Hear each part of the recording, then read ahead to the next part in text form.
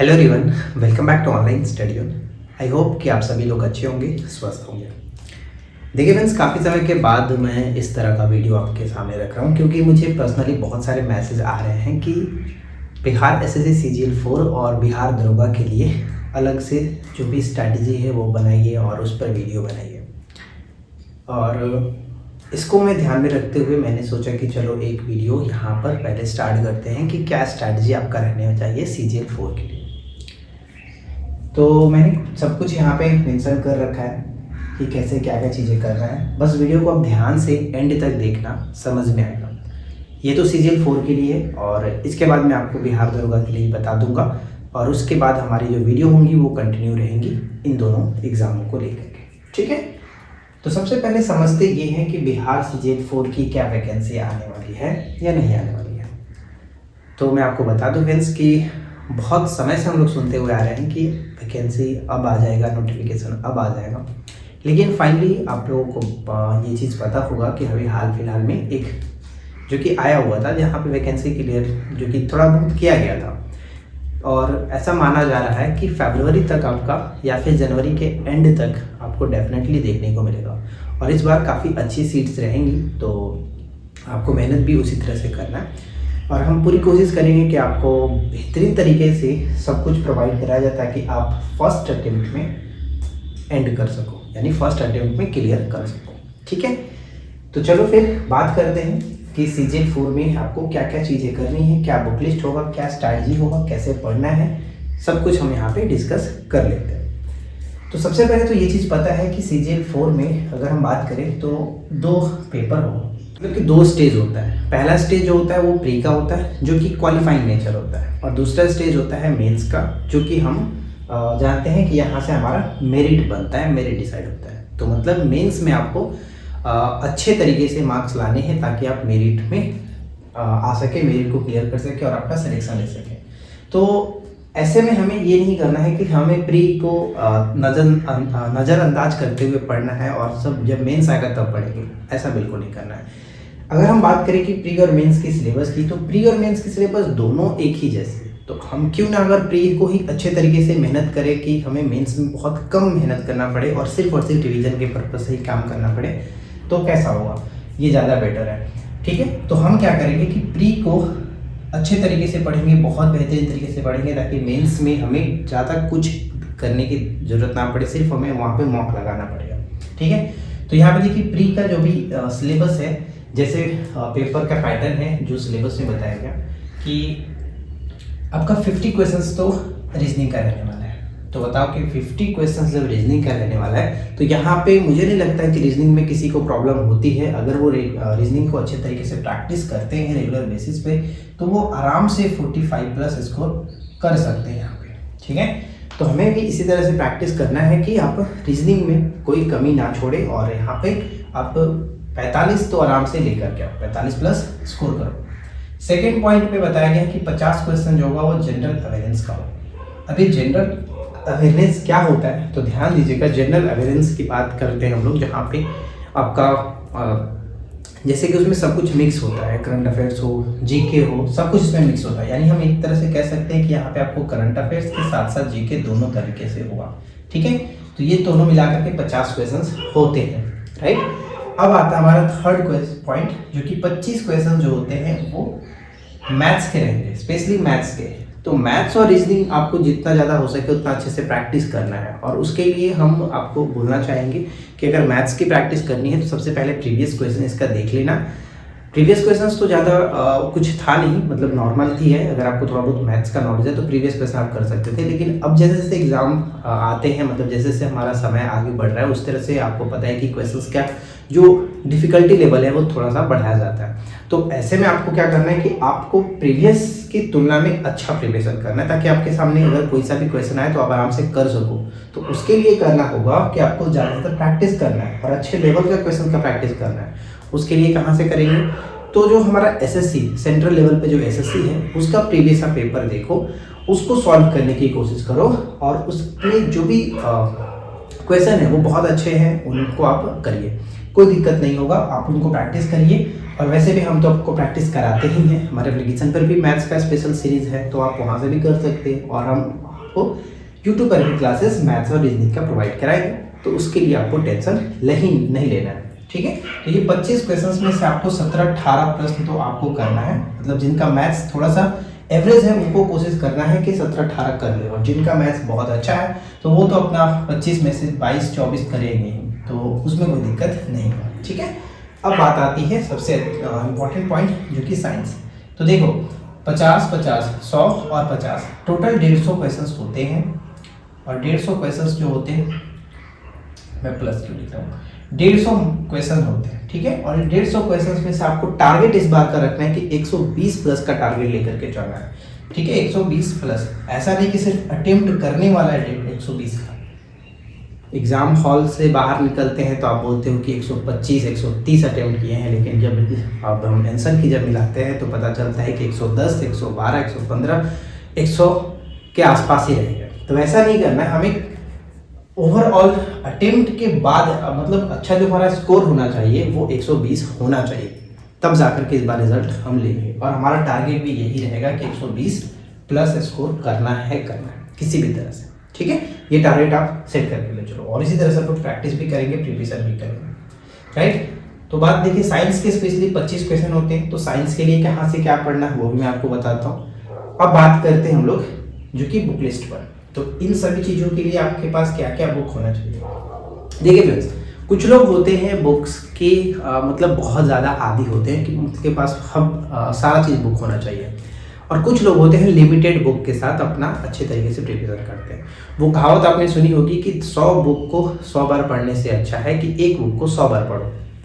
ठीक है, तो बस यही बात है, यहाँ पे भी हम लोग करेंगे कि ज़्यादा बुक के चक्कर में नहीं पढ़ना आपको, कि जितना कम बुक हो सके उतने कम बुक के साथ अपना प्रिपरेशन मजबूत करो, वो ज़्यादा बेटर होगा।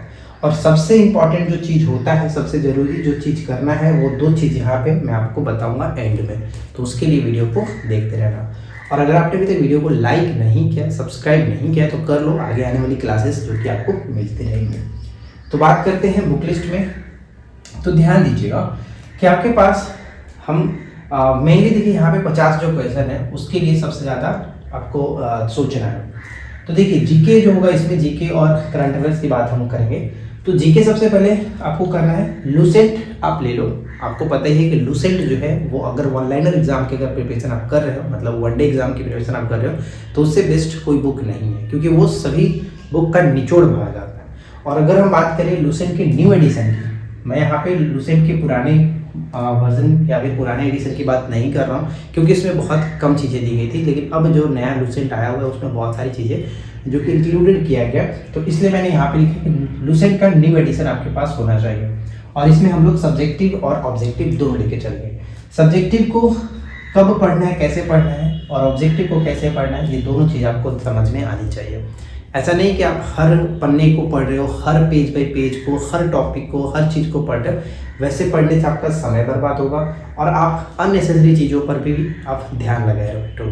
तो वैसा नहीं करना है। एग्ज़ाम को सबसे पहले समझना होता है कि हमें पढ़ना क्या है, क्या छोड़ना है। जब तक आपको ये चीज़ नहीं समझ में आएगा तब तक आप अच्छे से प्रिपरेशन नहीं कर सकते हो, सिर्फ और सिर्फ टाइम वेस्ट होगा। क्योंकि आपको ये चीज़ पता होना चाहिए कि हमें क्या छोड़ना है, जो पढ़ना है वही पढ़ेंगे। ठीक है, तो लूसेंट को कैसे पढ़ना है वो मैं आपको आगे बताऊंगा। सबसे पहले तो ये समझ लीजिए कि लूसेंट का आपका न्यू एडिशन होना चाहिए। सब्जेक्टिव खास करके ले लीजिएगा, ऑब्जेक्टिव कोई भी है तो चलेगा, पुराना वाला 2-3 साल पहले का है तो चलेगा, कोई दिक्कत नहीं है, लेकिन सब्जेक्टिव आपके पास न्यू एडिशन वाला होना चाहिए। ठीक है, सेकेंड जो चीज़ है वो है घटना चक्र का बुक आपके पास होना चाहिए। घटना चक्र का 2 तरह का बुक आता है, एक तो आपका सभी कंबाइन आता है और एक आता है आपका अलग अलग बुक। तो मैं आपको बोलूँगा कि अलग अलग वाले जैसे हिस्ट्री, ज्योग्राफी, पॉलिटी और साइंस, ये 4 बुक आपके पास कंपलसरी होने चाहिए। हिस्ट्री का, पॉलिटी का, ज्योग्राफी का और साइंस का, ये चारों बुक अलग से ले लेना। और मैं जहाँ पे ये लूसेंट का न्यू एडिशन बताऊँ, इसमें क्या है आपके पास, न्यू एडिशन में अलग से आपको इकोलॉजी का चैप्टर जोड़ दिया गया। तो अगर आपके पास घटना चक्र वाला बुक है स्पेशल इकोलॉजी पर तो बहुत अच्छी बात है, अगर नहीं है तो आप यहाँ से भी कर सकते हो, एक्स्ट्रा लेने की ज़रूरत नहीं पड़ेगी। ठीक है, तो ये चीज़ समझ में आ गया। मतलब 4 ये बुक आपके पास होने चाहिए, हिस्ट्री, ज्योग्राफी, पॉलिटी और साइंस। ये घटना चक्र के 4 बुक आप ले लें। तो यहाँ से आप जीके की प्रिपरेशन अच्छे से कर सकते हो। इसके अलावा भी क्या करना है मैं आपको बता दूंगा, और उसके साथ साथ करंट अफेयर्स की प्रिपरेशन बहुत अच्छे से करनी होगी, क्योंकि आपको पता है कि चाहे आप कोई भी एग्जाम दे रहे हो, करंट अफेयर्स बहुत इंपॉर्टेंट हो जाता है। तो यहाँ पे अगर हम बात करें करंट अफेयर्स, तो देखिए 24 और 25 का हम लोग लेकर के चलेंगे, क्योंकि अब पहले क्या होता था कि 6 मंथ या फिर 1 ईयर की करंट अफेयर्स करते थे तो हो जाता था काम, लेकिन हमें इस बार अपने से बेटर करना है, तो 24 और 25 दोनों लेकर के चलेंगे, राइट। 24-25 दोनों करंट अफेयर्स को करेंगे, और ये सब आपको हम ऑलरेडी नोट्स प्रोवाइड करा ही चुके हैं, तो वहाँ से भी कर सकते हो। और साथ ही साथ आप मंथली मैगजीन जो भी आप पसंद करते हो, आप उस मैगजीन को लेकर के अच्छे से पढ़ लेना। मतलब अलग अलग बुक्स 4-5 देने की जरूरत नहीं है, कोई एक मैगजीन लो, अच्छे तरीके से उसको पढ़ो, आराम से काम चल जाएगा।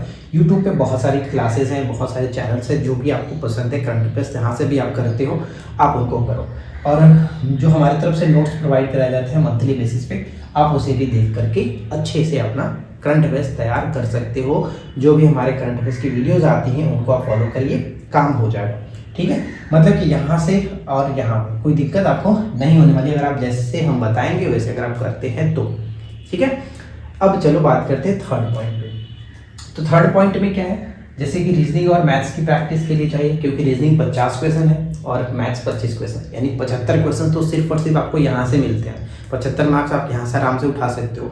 तो 75 मार्क्स जो सबसे ज़्यादा है, तो अच्छे से प्रिपरेशन भी करना होगा, और उसके लिए करना क्या है, सिर्फ और सिर्फ प्रैक्टिस, क्योंकि प्रैक्टिस ही आपको यहाँ से ये नंबर दिला सकते हैं। क्योंकि इसमें अगर आप नेग्लेंसी करेंगे तो फिर प्रॉब्लम हो जाएगा, क्योंकि जिनका मैथ्स और रीजनिंग ठीक है वो तो आराम से यहाँ से मार्क्स उठा सकते हैं, लेकिन अगर आप चाहते हो कि आप भी सिलेक्शन लेना है, आपको भी सिलेक्शन लेना है, तो फिर आपको प्रैक्टिस ज़्यादा करना है।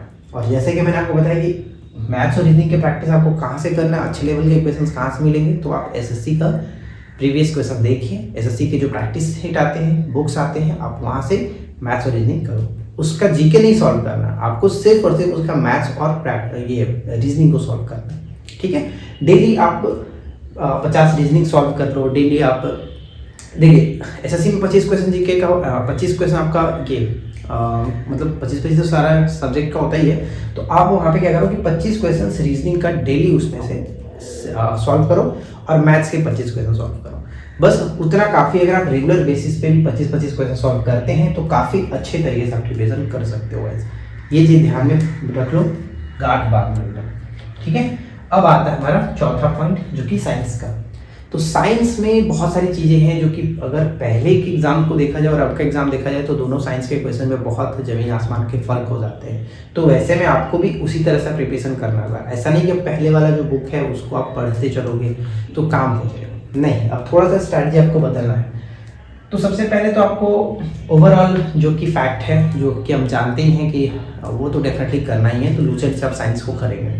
लेकिन उसके अलावा मैं आपको बोलूँगा कि बायोलॉजी के क्वेश्चन एग्जाम्स में ज़्यादा पूछ जाते हैं, तो सबसे पहले अपना बेस ठीक कर लो। 9th 10th के बायोलॉजी को अच्छे से पढ़ करके समझो, और उसमें जो भी फैक्ट्स दिए गए हैं, जैसे लाइसोसोम क्या होता है, छोटी आंत में क्या क्या चीज़ें होती हैं, इन सभी चीज़ों को जानना ज़रूरी है, ठीक है। यहाँ से कई सारे क्वेश्चन बनते हैं और हमें पता ही नहीं होता है, उनके नाम को भी हम नहीं जानते। तो ये चीज़ ध्यान रखना है कि 9th और 10th के बायोलॉजी को खास करके पढ़ लो। बायोलॉजी के साथ साथ और भी आप जो केमिस्ट्री और फिजिक्स है उनको भी जरूर पढ़ सकते हो, लेकिन खास करके मैंने बायोलॉजी को फोकस इसलिए किया है क्योंकि क्वेश्चंस जो साइंस से ज़्यादा पूछे जाते हैं वो बायोलॉजी के ही होते हैं, इसलिए मैंने 9th और 10th के बायोलॉजी को यहाँ पे रखा है, ठीक है। एनसीईआरटी आपके पास बुक है तो एनसीईआरटी को भी पढ़ लेना, बहुत अच्छा है, लेकिन 9th 10th आप जरूर पढ़ेंगे, कहीं से भी पढ़िए, 9th 10th पढ़िए। महेश कुमार बंडवाल सर का एक साइंस का भी बुक आता है, तो उसको भी आप रखे हैं तो अच्छी बात है, नहीं है तो ले लेना, अच्छा है बुक, तो वहाँ से भी आपको ये चीज़ कवर हो जाता है। और साइंस के लिए घटना चक्र का तो पढ़ना ही है, ठीक है। घटना चक्र में आपको बहुत सारे क्वेश्चन मिलेंगे जो प्रीवियस में रिपीट हो जाते हैं, तो इसलिए आप इस घटना चक्र की साइंस को जरूर पढ़ लेना, ठीक है फ्रेंड्स। ये तो चीज़ें हो गई। अब हम बात करें क्या करने वाले थे कि भाई लूसेंट को कैसे पढ़ेंगे, लूसेंट का जो न्यू एडिशन है इसको कैसे पढ़ेंगे। तो देखिए सबका पढ़ने का तरीका अपना अपना होता है, मैं कैसे पढ़ता था वो मैं आप लोगों को बताता हूँ। अगर आप लोगों को अच्छा लगे तो वो चीज़ आप कर सकते हो, क्योंकि वो बहुत बेनिफिशियल है। क्योंकि लूसेंट को पढ़ते तो सब है, लेकिन याद करना थोड़ा सा मुश्किल होता है। तो आपको करना ये है कि आप डेली बेसिस पे लूसेंट के 3 से 4 पेज को पढ़ो, और ऐसा नहीं कि आप कहीं से भी पढ़ लो। आप कोशिश करो कि इसको आप डे बाई डे बांट लो। जैसे कि मंडे ट्यूसडे जो है 2 दिन आप रख लो कि हम हिस्ट्री पढ़ेंगे, ठीक है, हिस्ट्री पढ़ेंगे। बाकी उसके आगे के जो 2 दिन है यानी कि जो हमारा वेडनेसडे और जो थर्सडे है इसको आप रख लो कि हम इस दिन ज्योग्राफी पढ़ेंगे, ठीक है। बाकी जो हमारा फ्राइडे आता है, फ्राइडे के दिन पॉलिटी रख लो, फ्राइडे के दिन पॉलिटी पढ़ो। और फोर्थ जो हमारा सैटरडे है, सैटरडे के दिन आप साइंस पढ़ो, साइंस पढ़ो। और संडे के दिन क्या करना होता है, संडे इज फन डे, ऐसा नहीं सोचो, वो बचपन वाली बातें होती थी कि संडे इज फन डे, लेकिन संडे तब फन डे होगा जब आप अच्छे से सिलेक्शन ले लोगे, तब जाकर के पार्टिसिपेट करते रहना। फिलहाल पढ़ने का टाइम है, तो हमें क्या करना है, संडे के दिन आप इन जो भी चीज़ें वो पढ़ेंगे उनका रिवीजन करना है, मतलब जो भी चीज़ें आपने पढ़ा है, हाईलाइट किया, उनको बार बार रिपीट करना है। और मैं खास करके बोलूँगा कि जो चीज़ आप पढ़ते हो उसका एक शॉर्ट नोट्स जरूर बनाओ, ठीक है। शॉर्ट नोट्स अपनी कॉपी में बना करके चलो। मान लो कि आप हिस्ट्री पढ़ रहे हो, तो हिस्ट्री में जो भी आप पढ़ रहे हो, मान लो कि हिस्ट्री में मॉडर्न हिस्ट्री पढ़ रहे हो, मॉडर्न हिस्ट्री में आप एक टॉपिक पढ़ रहे हो कि भारत में यूरोपीय कंपनियों का आगमन, तो वहाँ पे जो भी आपने चीज़ें पढ़ा, जो आपको लगा कि ये चीज़ इंपॉर्टेंट है, तो उसका एक शॉर्ट नोट्स बना करके रखो। वैसा नहीं कि पूरा लाइन बाई लाइन लिख दो, ऐसा नहीं करो। शॉर्ट पॉइंट्स जो आपको याद है उसको छोड़ो, जो नहीं याद है उसको लिख लीजिए, ताकि आप रिवीजन के पर्पज से उस चीज़ों को देख सकें। और बुक में पढ़ते टाइम क्या करो कि पहले पेन से या फिर पेंसिल से अंडरलाइन कर दो। सेकेंड टाइम जब रिवाइज करते हो तो उसको हाईलाइटर से मार्क कर दो। थर्ड टाइम जब पढ़ रहे हो तो उसको फिर से पेन से करो। इस तरह से बार बार करने से आपको वो चीज़ याद हो जाता है, ठीक है। ये चीज़ करिएगा, ध्यान रहेगा। तो ये आप स्ट्रैटेजी को अपना सकते हो। और संडे को जो भी चीज़ आप पढ़ेंगे उसको रिवाइज करिए। अब लास्ट में आई होप कि ये सब कुछ क्लियर हो गया होगा, कैसे क्या क्या चीज़ करना है, क्योंकि करना तो आप ही को है भाई, हम तो कुछ कर नहीं सकते। हम सिर्फ और सिर्फ वीडियो प्रोवाइड करा सकते हैं, इंपॉर्टेंट टॉपिक्स प्रोवाइड करा सकते हैं, क्या चीज़ें हैं, जो चीज़ नहीं है पढ़ना उसको साइड कर सकते हैं, मतलब हम आपको एक तरह से गाइड कर सकते हैं, ठीक है। और पूरी कोशिश रहती है कि हम आपको अच्छे से अच्छे तरीके से स्टडी मटेरियल प्रोवाइड कराएं, ठीक है। क्लियर हो गया बात? अब यहाँ पे ध्यान से समझिए। अब सबसे जरूरी जो चीज़ करना है वो क्या है भाई, तो इतना आप करते हो अच्छी बात है, रेगुलर बेसिस पे करना बहुत अच्छा है, क्योंकि इसके बिना तो काम बढ़ने वाला नहीं है। और पहला जो चीज़ है जो करना है, उसके 2 चीज़ मैं आपको बताता हूँ। पहला जो कि प्रैक्टिस, प्रैक्टिस मतलब मॉक, आपको मॉक लगाना है। देखिए डेली अगर आप लगा सकते हो, इतना पढ़ने के बाद अगर आपके पास टाइम है तो आप डेली मॉक लगाओ, क्योंकि अगर आप स्टूडेंट हो, दिन भर घर में रहते हो या फिर लाइब्रेरी जाते हो, तो वहाँ पे दिन भर में आप पढ़ करके रात को मॉक लगा सकते हो। मतलब आप एक टाइम सेलेक्ट कर लेना, मॉक हमेशा पढ़ने के बाद लगाना, ठीक है। क्योंकि क्या होता है कभी कभी कि आप दिन भर में जो चीज़ पढ़े होते हैं वो भी कभी कभी मॉक में मिल जाता है, तो वैसे आपको अच्छा लगेगा कि हाँ हमने जो भी चीज़ पढ़ा उससे कुछ ना कुछ क्वेश्चन तो मिल जा रहा है, ऐसा करना, ठीक है।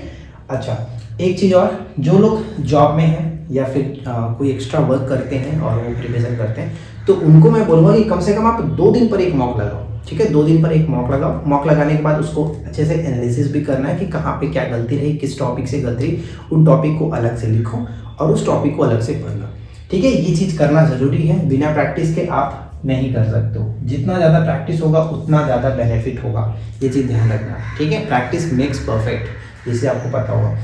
तो प्रैक्टिस करना है यानी मॉक लगाना है आपको जितना हो सके। अब सेकेंड चीज़ क्या है, सेकेंड चीज़ आपका रिवाइज। सेकेंड चीज़ होता है हमारा रिवीजन। चाहे हम कितना भी पढ़ ले, कुछ भी कर ले, लेकिन अगर रिवीजन के लिए टाइम नहीं दे रहे तो वो सारा पढ़ा हुआ बेकार है। अगर आप दिन भर में 12 घंटे, 14 घंटे, 18 घंटे तो बेकार चीज़ है, नहीं बोल सकते, मतलब 10 घंटे 12 घंटे आप पढ़ रहे हो और अगर आप रिवीजन के लिए बिल्कुल भी टाइम नहीं देते हो तो कोई मतलब नहीं बनता है। क्योंकि अगर आप इधर से पढ़ते जा रहे हो और रिवीजन के टाइम नहीं दोगे तो फिर वो पढ़ा हुआ बेकार हो ही जाता है।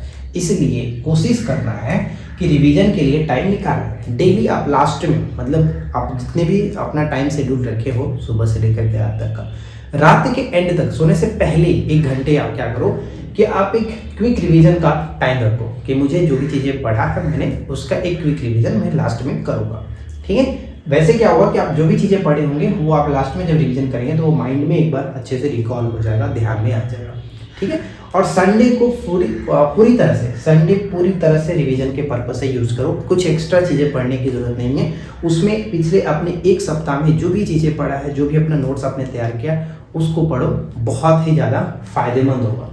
तो बस चीज़ दोस्तों यही बताना था, और आई होप कि आप लोग इसे फॉलो अच्छे से करेंगे, ठीक है। प्रैक्टिस और रिवीजन ज़्यादा अच्छे से करना, और यहाँ पे जो भी चीज़ें मैंने बताया आप उनको फॉलो करिए। जिसके पास बुक नहीं है आप बुक ले सकते हो, मार्केट में आपको मिल जाएगा, और इन सभी चीज़ों को ध्यान से आराम से पढ़िए, ठीक है।